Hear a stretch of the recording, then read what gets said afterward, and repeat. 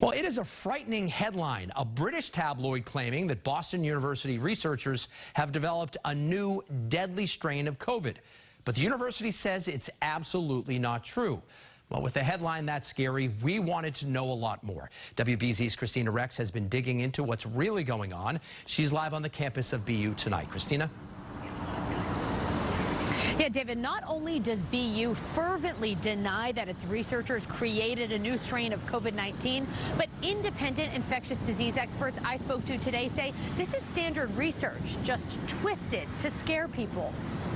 I think this has been blown completely out of proportion. A new COVID strain developed in a Boston University lab with an 80% kill rate? Not the case. This battle at BU is getting attention partly because it got really an irresponsible headline that went, as things do, viral. In fact, WBZ was in the room where it happened back in 2020 when BU Needle researchers received the first COVID sample from Washington State to begin testing potential treatments.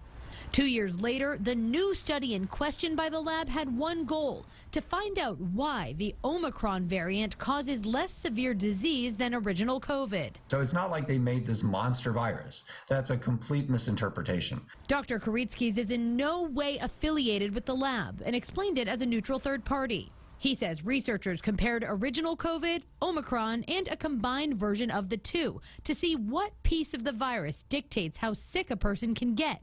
Then they tested this with large amounts of virus in mice. What we see in animal models does not directly translate into what happens in humans. In the tests with Omicron, 0 mice died. With the original COVID strain, 100% of the mice died. And with the new combined strain, 80% of mice died. That's where that 80% headline came from.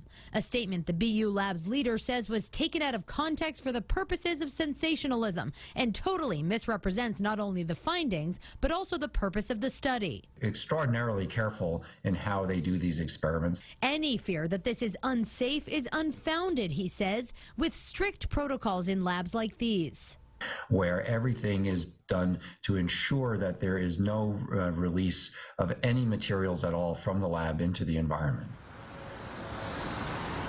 So there is one controversy in this situation, and that's on communication.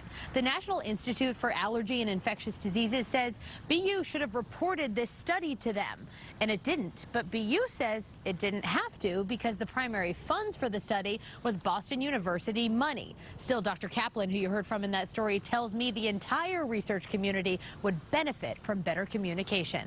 Live at Boston University, Kristina, WBZ News. Great communication on your part, Kristina. Thank you.